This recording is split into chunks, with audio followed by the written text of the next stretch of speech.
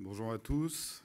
Je suis heureux de vous souhaiter la bienvenue. Merci d'être venu jusqu'à nous pour cette conférence de presse où nous allons vous présenter les principaux points de notre projet pour le groupe pour les années qui viennent et puis les déclinaisons des métiers jusqu'à 2022. Alors vous le savez, présenter le projet pour un groupe tel que le Crédit Agricole, c'est toujours un moment qui est important pour nous. Mais avant de construire ce projet pour le groupe, qui a été un travail collectif, nous avons souhaité nous doter d'une raison d'être. Nous ne sommes pas les seuls à la faire, mais la nôtre a des singularités qui méritent un peu d'attention. Cette raison d'être, elle ne tourne pas le dos à ce que nous avons fait depuis des décennies. Elle s'appuie au contraire sur les fondamentaux qui sont les nôtres. Vous savez tous que le Crédit Agricole est né dans les provinces françaises il y a 130 ans et s'est attaché dès son origine à apporter des réponses aux questions qui se posaient.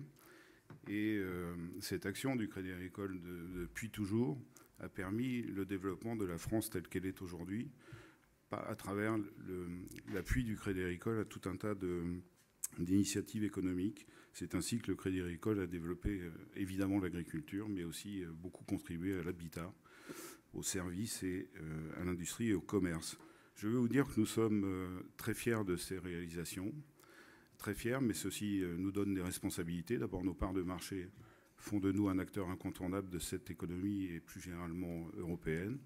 Et puis, cette raison d'être, nous avons voulu l'orienter vers l'avenir, c'est-à-dire expliquer ce en quoi nous pensons être utile pour l'avenir à la société et puis aussi à nos clients. Alors, nous avons conduit un travail collectif qui nous a amené à formuler les choses, nous l'espérons, de la manière la plus simple et la plus compréhensible possible. Pour nous, la finalité du Crédit Agricole, c'est d'être le partenaire de confiance de ses clients. Je sais que le mot confiance est un mot qui est très utilisé, qui est même parfois perçu comme banal. Mais je pense que donner sa confiance, retirer sa confiance ou recevoir la confiance sont des choses qui ne sont absolument pas anodines et que la nature d'une relation de confiance n'est pas du tout la même et beaucoup plus large que celle d'une simple relation commerciale. Alors en trois idées pour nous, qu'est-ce que c'est être le partenaire de confiance? C'est d'abord accompagner dans la durée chacun de nos clients, au quotidien bien sûr, mais aussi dans les projets de vie que ces clients peuvent avoir, grâce à la solidité et à la diversité de nos expertises. Ceci est important et nous pouvons aussi les aider, évidemment, à prévoir sur le long terme et à se prémunir contre les aléas. C'est le premier point. Être le partenaire de confiance, c'est aussi s'engager à rechercher et à partager les intérêts de nos clients en les conseillant avec transparence, loyauté et pédagogie. Je vous laisse mesurer la complétude de cet engagement, la difficulté d'y réussir, mais nous souhaitons le formuler dans notre raison d'être. Et puis enfin, être partenaire de confiance, c'est placer la responsabilité humaine au cœur de notre modèle et le revendiquer. Nous pensons que c'est une responsabilité qui allie les meilleures pratiques technologiques du moment, mais aussi l'accès à des équipes compétentes, disponibles en proximité, et puis surtout capables de discernement et responsables de la relation. Ceci sera développé par mes voisins dans un instant. Alors cette raison d'être nous oblige à quelques engagements. Nous en avons formulé trois, je vous les donne et l'explique comment nous allons faire ce que je viens de dénoncer. Premièrement, soutenir l'économie, l'entrepreneuriat et l'innovation en France et à l'international, mais en nous mobilisant à chaque fois pour les territoires. Ce que je crois, nous avons évidemment commencé à faire et dans beaucoup d'endroits, je pense que nous le faisons plutôt bien. Deuxièmement, s'engager sur les terrains sociétaux et environnementaux, non pas parce que ce serait la mode, mais pour accompagner les nécessaires progrès et les nécessaires transformations, parce que chacun ici a conscience que le modèle économique, le modèle sociétal, le modèle général dans lequel nous vivons laisse une empreinte qui est trop marquée, qui est impossible à tenir dans la durée. Et donc nous pensons que notre rôle va au-delà d'accompagner ce simple mouvement, mais d'être volontariste et d'appliquer nos convictions au plus haut niveau. Et puis enfin, un dernier point sur notre engagement qui ne vous surprendra pas, c'est celui de l'universalité. C'est une valeur à laquelle nous sommes très attachés, car nous voulons rassembler des clients des plus modestes aux plus fortunés, mais aussi l'ensemble des activités économiques, que ce soit le professionnel de proximité que tout le monde connaît, jusqu'à la très grande entreprise internationale.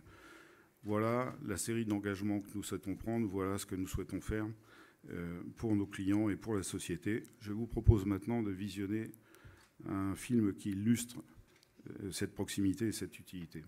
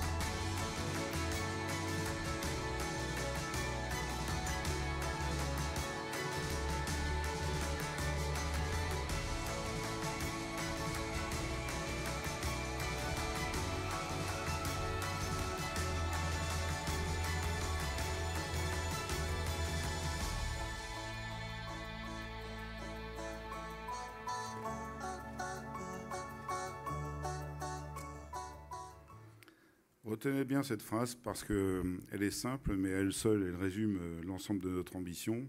Agir chaque jour dans l'intérêt de nos clients et de la société. Nous allons maintenant donner quelques détails, pas la complétude du plan, vous le trouverez par ailleurs, mais nous arrêter sur quelques points saillants.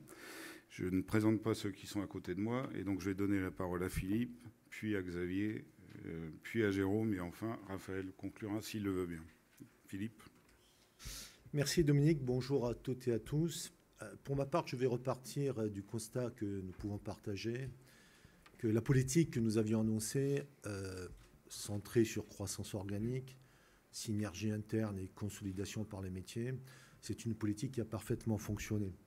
Un slide va s'afficher, vous voyez que la croissance organique a produit ses effets. Nous avons, sur la période de 3 ans, obtenu plus de 635 000 nouveaux clients en net, je dis bien en net, sur les territoires retail domestique France et Italie. Ce sont les territoires sur lesquels cela a un sens de compter le nombre de clients, tout simplement. En termes de synergie interne, nous avions annoncé des chiffres qui paraissaient élevés, nous les avons atteints. Nous avons obtenu plus de 900 millions d'euros de supplément de revenus grâce à nos synergies internes, quasiment 1 milliard de revenus supplémentaires. Et toujours grâce à nos synergies, nous avons pu faire baisser le coefficient d'exploitation, pouvoir l'améliorer, disons-le de cette façon-là, puisque baissant de plus de 6 points, il est passé de 68,6 à 62,1%. Ce sont évidemment des métriques de Crédit Agricole SA dont je suis en train de parler. Et puis, dernier point, consolidation par les métiers. Vous avez vécu avec nous qu'il n'y a pas eu un semestre depuis 3 ans sans que notre asset manager, notre custodian, notre consumer finance et nos assurances n'aient annoncé un partenariat, quelle qu'en soit la forme, lourd, structurel, important, avec d'autres partenaires commerciaux. Nous sommes dans une très belle dynamique de consolidation par les métiers. Et au fond, tout ceci a fait que, naturellement, sur le slide suivant, nous avons atteint tous les objectifs financiers que nous étions fixés pour fin 2019, au détail près qu'on les a plutôt obtenus fin 2018. Avec une année d'avance, je pointe les 3 qui me paraissent essentiels. D'abord, les revenus, parce qu'il n'y a pas de bon développement qui ne soit pas établi d'abord sur une croissance des revenus. Nous avons eu un PNB qui a cru de plus de 4,3% par an depuis le début du plan, là où nous nous étions fixés comme objectif un minimum de 2,5% par année.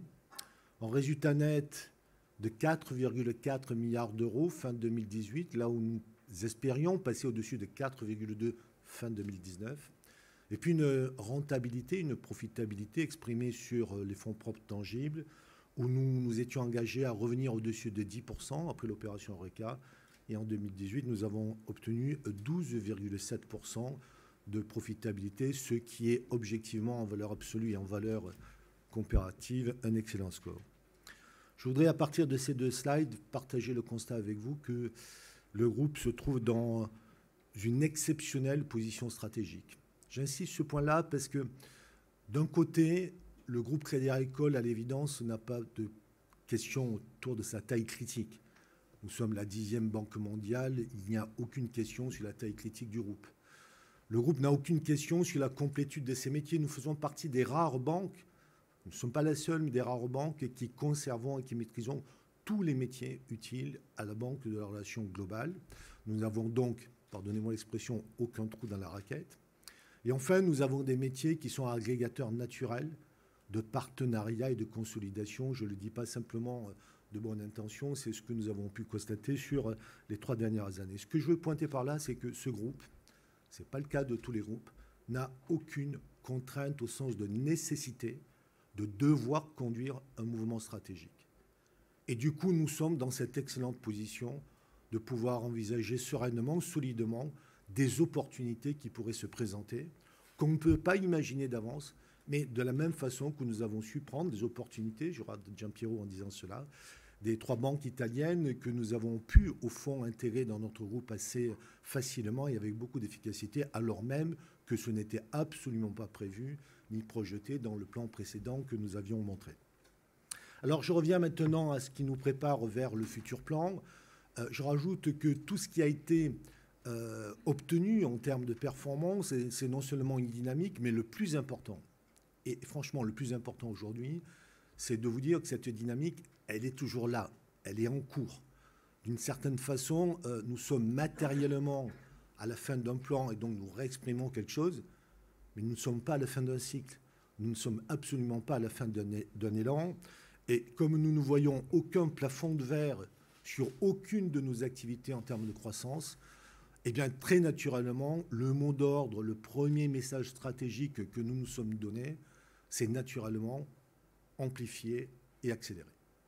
Alors, amplifier et accélérer comment? Eh bien, en reformulant pour la première fois de notre histoire la raison d'être du groupe Crédit Agricole, parce que c'est toujours utile en termes de sens, mais c'est utile en termes aussi d'efforts convergents vers le futur, et puis de nous doter derrière cette raison d'être d'un projet de groupe à l'échelle de l'ensemble du groupe qui va nous donner l'amplification et l'accélération que nous souhaitons compte tenu du diagnostic que nous portons. Cette raison d'être, Dominique Lefebvre l'a abordée il y a un instant. On ne sait pas exactement comment nous la communiquerons, si nous la communiquerons et de quelle façon, mais nous avons trouvé en interne que cette formule « agir chaque jour dans l'intérêt de nos clients et de la société » est une formule qui résume excellemment bien les choses, suffisamment banale en même temps pour ceux qui veulent rien y trouver et incroyablement exigeante pour ceux qui se disent « oui, il faut le faire vraiment, il faut vraiment l'appliquer ». Quand on parle par exemple d'agir chaque jour dans l'intérêt de nos clients, eh bien il faut être absolument clair, par exemple, sur la nature de nos actions commerciales. Je prends souvent cet exemple. Ce n'est pas du tout la même chose d'utiliser la modernité digitale, les data, l'intelligence artificielle pour permettre aux clients de se poser les bonnes questions, naviguer dans le champ des possibles et choisir librement ses futures options, que d'être dans le viseur d'algorithmes statistiques fabriqués par des logiciels pour considérer que ce type de clientèle, si on lui met ce type de produit sous le nez, alors naturellement, il aura plus de chances probablement de l'acheter par, on va dire, habitude ou par réaction. On voit bien qu'agir chaque jour dans l'intérêt de nos clients, il y a un espace particulier très exigeant pour pouvoir délivrer des preuves dans ce cadre-là. Même chose, agir dans l'intérêt de la société, ça veut dire concrètement que sur tous ces sujets devenus très modernes d'inclusivité, mais aussi de financement liés à toutes nos préoccupations environnementales au sens large du terme, que nous regroupons de façon abusive et commode sous le terme de finance verte. En réalité, c'est un choix que de considérer que ceci désormais fait partie de nos core business, que c'est de la vraie activité de nos banques, et non pas un volet supplémentaire qui est loin d'être marginal, mais que nous présentions toujours comme un volet spécifique et annexe de type RSE, comme très souvent les entreprises pouvaient le présenter. Alors, cette reformulation de la raison d'être, nous l'avons déclinée naturellement sur les 3 volets qu'interpelle un projet général. Ça veut dire quoi pour les clients, le projet client? Ça veut dire quoi pour nos collaborateurs, le projet humain? Ça veut dire quoi pour notre environnement, le projet sociétal? Sur chacun de ces chapitres-là, de ces projets, nous avons déterminé, et évidemment je vais être très très court à cet instant pour pouvoir vous présenter cela, mais le projet client, évidemment, nous allons chercher l'excellence relationnelle en premier lieu, c'est-à-dire désormais la décision niveau groupe de manager cette excellence relationnelle et non pas d'en faire juste un thème assez classique comme on pourrait le faire dans tout type d'entreprise. Et cette excellence relationnelle, nous l'obtiendrons en étant en même temps, parce que c'est un point très important, pardonnez-moi de l'anglicisme, best in class pour Digital Bank, puisque à l'évidence, ce n'est pas une option. L'excellence relationnelle, elle doit désormais s'exprimer dans un cadre de process qui seront de plus en plus digitalement proposés à nos clients. Et tout ceci avec tout un tas d'actions qui vont être décidées, mises en œuvre au fur et à mesure du temps, se conclura par une ambition mise à un niveau très élevé. Nous voulons ni plus ni moins être la banque préférée de tous les segments de clientèle que nous suivons, et notamment sur un indicateur que nous connaissions bien, qui est l'IRC, l'indicateur de recommandation de nos clients. Nous voulons être, au plus tard à l'issue du plan, premier en IRC vis-à-vis des particuliers, des professionnels et des entreprises. Ce projet client, il a son pendant sur le projet humain. Ce n'est pas un projet humain que nous rajoutons en parallèle, simplement dans cette société de plus en plus digitalisée, chacun comprend bien maintenant, en prenant un peu de recul, que plus les process seront digitalisés, plus les décisions seront automatisées dans des logiciels, plus les clients vont réclamer d'accéder à de la responsabilité humaine pour pouvoir apprécier, discerner et prendre des décisions. La réalité, c'est que la vraie révolution du digital, c'est la révolution humaine. C'est un projet humain qui ne prend pas la question des ressources humaines comme étant une conséquence décroissante de la digitalisation, mais qui replace les hommes et les femmes et les équipes du groupe dans une situation de responsabilité qu'il nous faut massivement réorganiser et pour boucler vertueusement, justement, pour faire réussir la digitalisation des process. Là encore, on s'est dit qu'à viser un ranking, autant être les premiers. Nous voulons être la banque préférée de nos collaborateurs, celle qui paraît dans laquelle on est le plus agréable pour pouvoir, au fond, se faire employer et travailler. Et nous voulons être la première banque des services financiers en termes d'appréciation en France. Et peut-être par manque d'ambition, on a dit top 5 en Europe.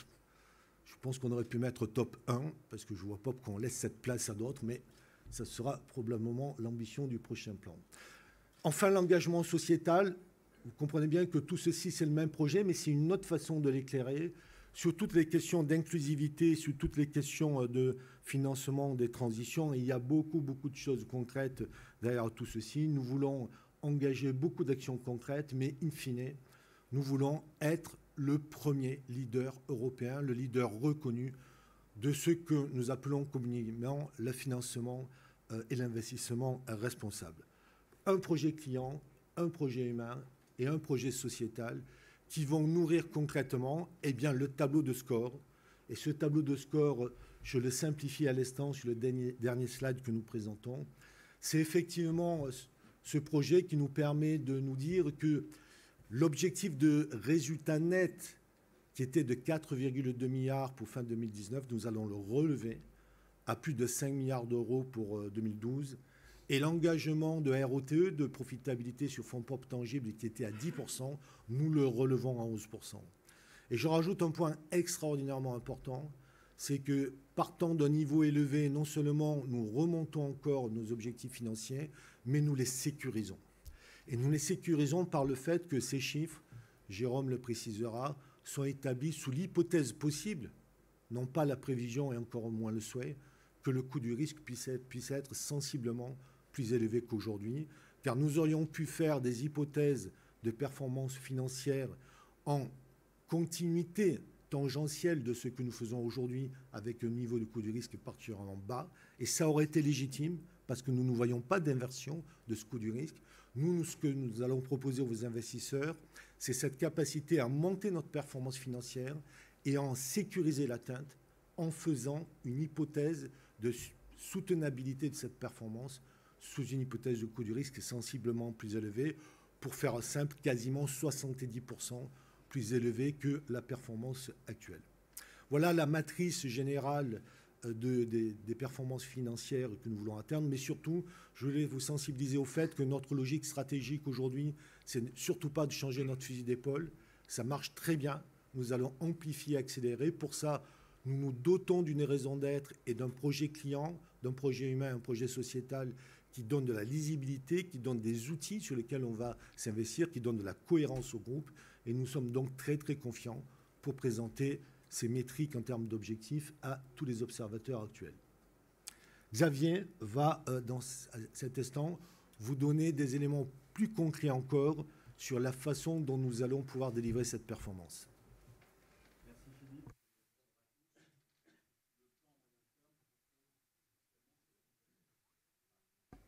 Excusez-moi. Bonjour à tous et merci Philippe. Je disais que le plan à moyen terme repose essentiellement sur l'activation de 3 leviers. La croissance sur tous nos marchés, le développement des synergies de revenus que Philippe a évoquées et qui ont été un des moteurs principaux du précédent plan, la transformation technologique. Le premier objectif, c'est donc la conquête dans le segment des particuliers, des professionnels, des PME, des ETI.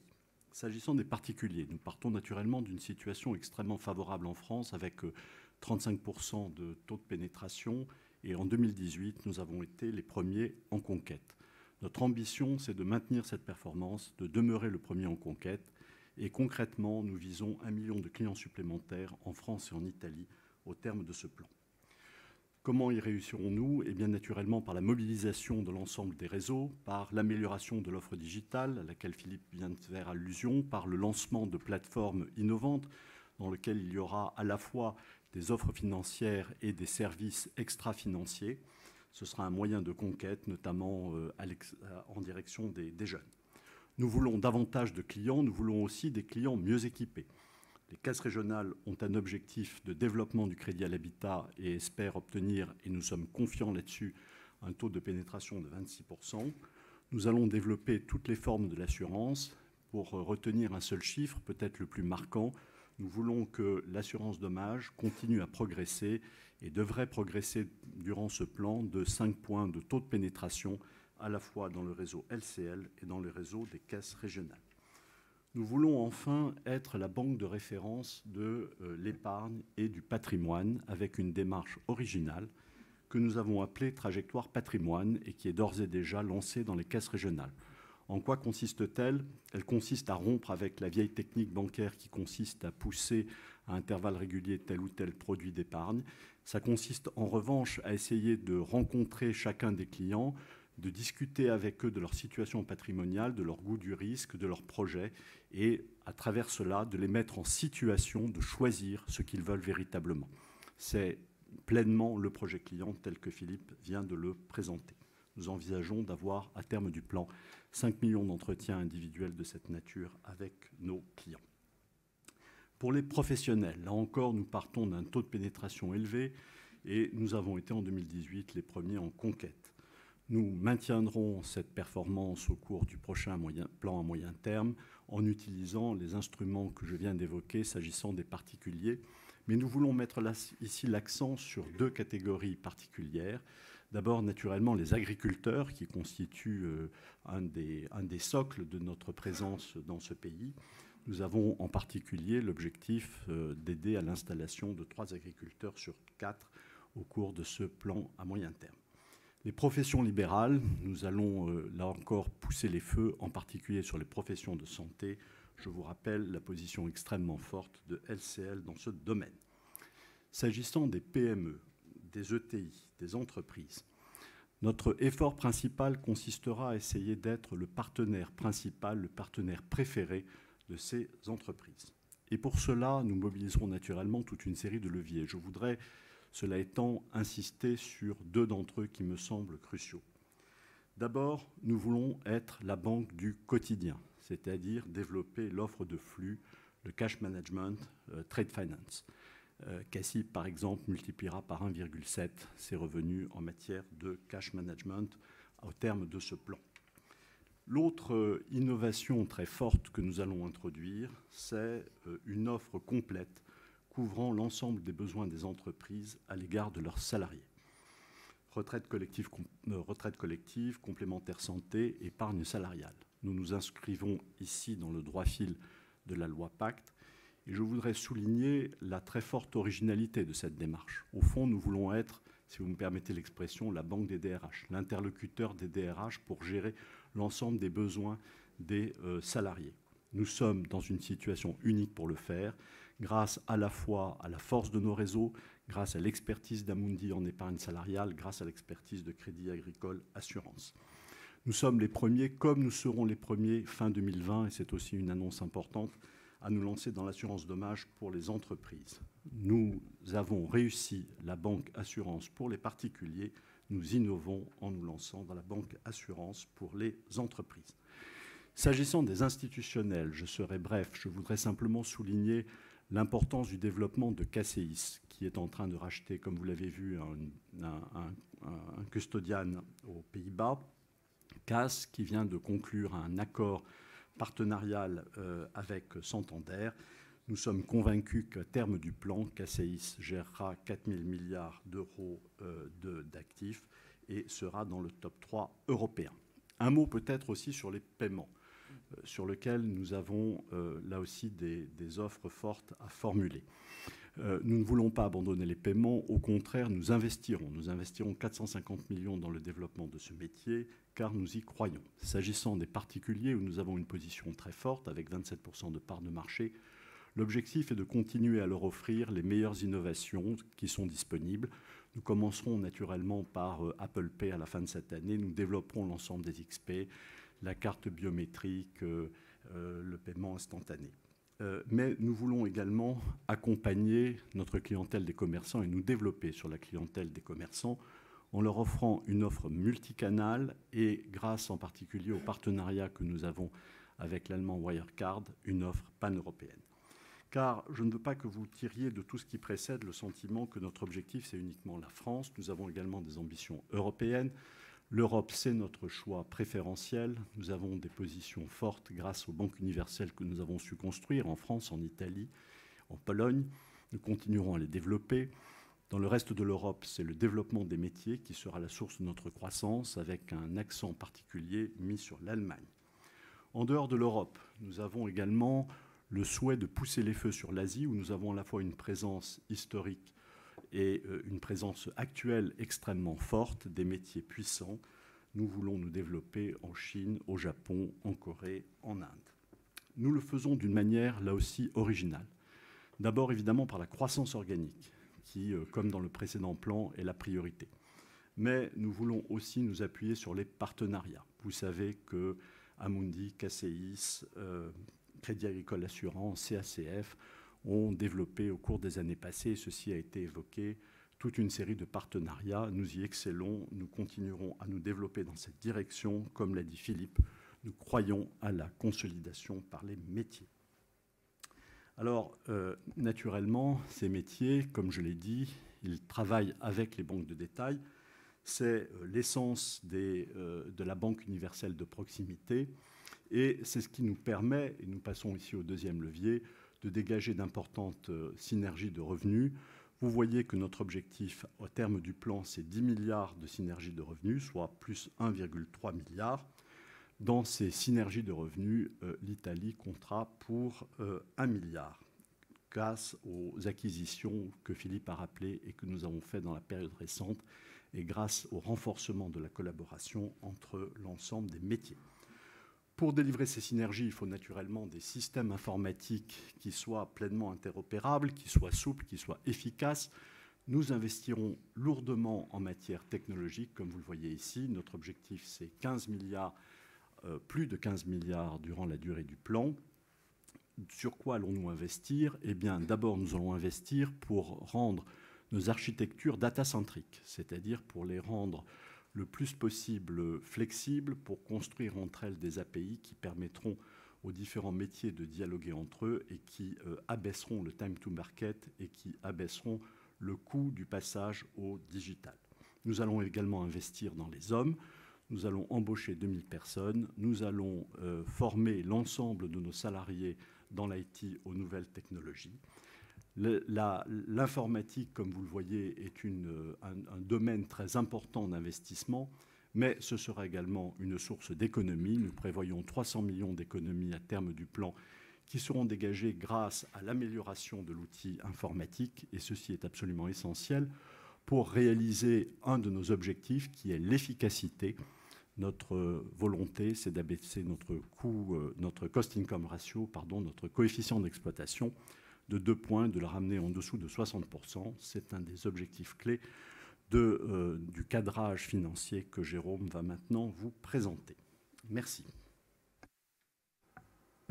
Bonjour à toutes et à tous. Je vais effectivement vous donner de manière très synthétique la traduction financière de ce qui a été présenté à la fois par Philippe et par Xavier.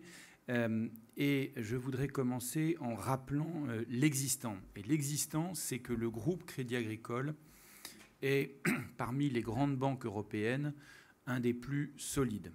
Un des plus solides en solvabilité, avec le fameux ratio de capital, le ratio CET1, qui est, vous le voyez sur le graphique de gauche, un des plus élevés parmi les banques systémiques en Europe, et surtout celui qui présente la plus grande distance, donc la plus grande marge de sécurité par rapport aux exigences de la BCE.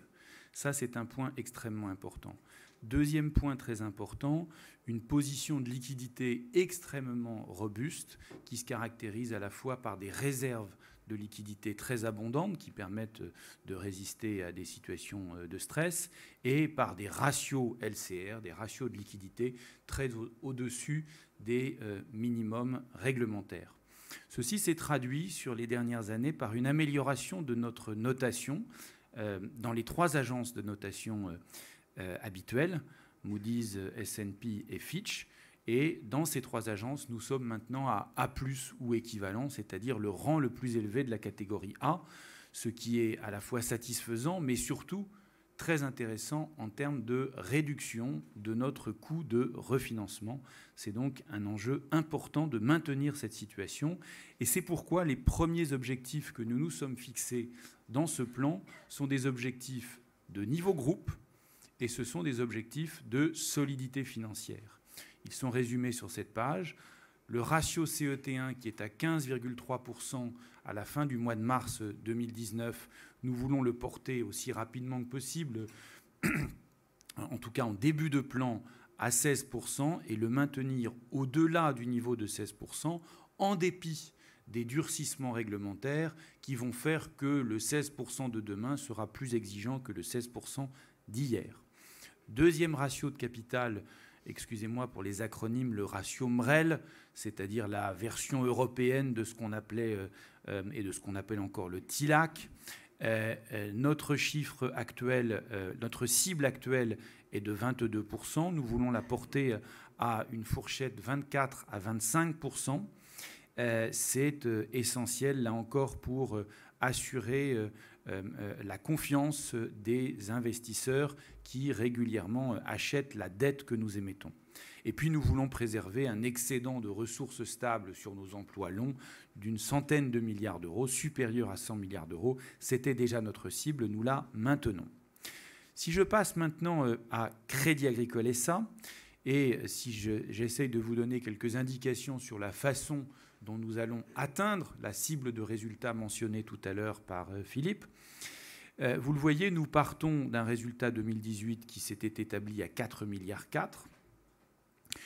Nous anticipons de manière, je crois, prudente, réaliste et différenciée métier par métier, une capacité à faire croître nos revenus d'environ 2,5% par an, en moyenne, entre 2018 et 2022. Par ailleurs, nous visons, Xavier vient de l'expliquer, une nouvelle baisse du coefficient d'exploitation, donc une nouvelle amélioration de notre efficacité opérationnelle d'environ 2 points, d'un peu plus de 2 points de pourcentage pour passer de 62,1 situation actuelle à moins de 60%. Ceci va donc générer une croissance des coûts moindre que la croissance des revenus, et les coûts devront évoluer de moins de 2% par an à comparer aux plus de 2,5% par an pour les revenus. Troisième point extrêmement important, Philippe y a fait allusion, et je pense que c'est un élément de sécurisation de notre trajectoire qui est absolument clé, le coût du risque. Vous le savez, nous sommes à l'heure actuelle dans une situation de bas coût du risque. Nous n'anticipons pas, nous ne prévoyons pas de dégradation significative dans les années qui viennent. Pour autant, nous avons voulu sécuriser notre trajectoire financière en intégrant dans notre maquette financière une hypothèse, ça n'est pas une prévision, ça n'est évidemment pas un souhait, c'est une hypothèse de coût du risque qui ferait presque doubler, qui passerait de 23 points de base sur l'année 2018 à 40 points de base. Et si je le traduis en euros, ça passerait d'1 milliard de coût du risque en 2018 à 1,7 milliard, un peu plus d'1,7 milliard en 2022. C'est donc très significatif et ça impacte fortement, évidemment, le chiffre de résultat final.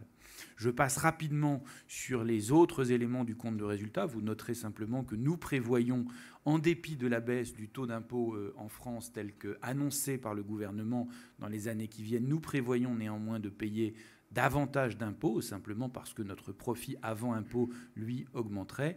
Et donc c'est ainsi que nous visons 5 milliards de résultats de manière prudente, de manière sécurisée et de manière renforcée encore par la diversité de nos métiers. Philippe a fait allusion tout à l'heure dans la slide qu'il vous a présentée aux différents objectifs que nous avions. Il y en a un qu'il n'a pas mentionné, mais je le mentionne maintenant.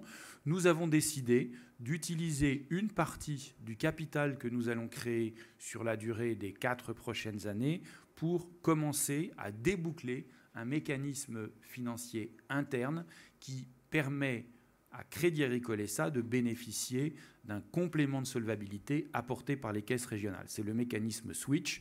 Je ne vais pas entrer dans les détails. Sachez simplement que sur la durée de ce plan, nous annonçons que nous allons déboucler la moitié du volume de ce mécanisme qui va améliorer de l'ordre de 2% environ le résultat par action pour les actionnaires de Crédit Agricole SA, toutes choses étant égales par ailleurs.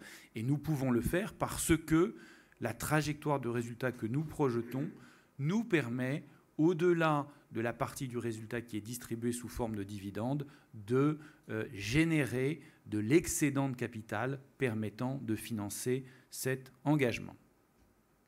Je résume et je terminerai par là les grands objectifs que nous voulons afficher, les grands engagements en réalité que nous prenons vis-à-vis du marché et vis-à-vis de l'ensemble de nos actionnaires.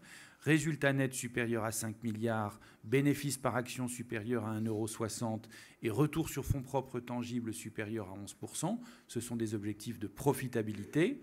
Ces objectifs seront aidés par la nouvelle baisse du coefficient d'exploitation, inférieur à 60%. Et enfin, en termes de capital, nous maintenons notre objectif de rester à 11%. Nous n'avons pas besoin, au niveau de Crédit Agricole SA, d'élever la cible de capital parce que Crédit Agricole SA bénéficie de la solvabilité du groupe. Et donc, ceci nous permet, comme j'y faisais allusion il y a un instant, de maintenir le taux de distribution à 50% en cash. Merci beaucoup pour votre attention.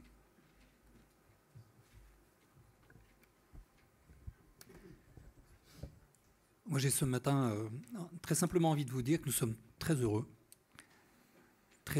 de vous présenter un projet qui a associé et qui engage tous les dirigeants du groupe, qu'ils soient dirigeants de nos caisses régionales, de LCL, de nos grandes filiales métiers en France, à l'international. Et très heureux parce que c'est un projet qui nous ressemble. C'est un projet qui s'appuie sur notre raison d'être, la raison d'être du groupe Crédit Agricole, et qui affirme au travers un projet client et un projet sociétal la vision et la volonté que nous avons de développer un métier, à notre façon, un métier de banquier utile pour nos clients. Et je le redis, quel que soit l'endroit du globe où nous exerçons ce métier. C'est un métier, c'était un projet qui nous rassemble également, nous ressemble et nous rassemble, parce que et par sa dimension humaine. C'est-à-dire que ce métier veut valoriser et va valoriser et développer le rôle des 141 000 collaborateurs du groupe, des 30 000 administrateurs élus du Crédit Agricole. Et je pense que ça, c'est un point qui, pour nous, est essentiel. Ce projet va nous conduire pour les années à venir. Ce n'est pas un projet que de court terme, c'est un projet de moyen-long terme. Va nous conduire à développer beaucoup d'actions, beaucoup de nouveaux projets. Et sachez très simplement que pour nous, ici, autour de cette table, agir chaque jour dans l'intérêt de nos clients, dans l'intérêt de la société, nous considérons que c'est un très très beau métier.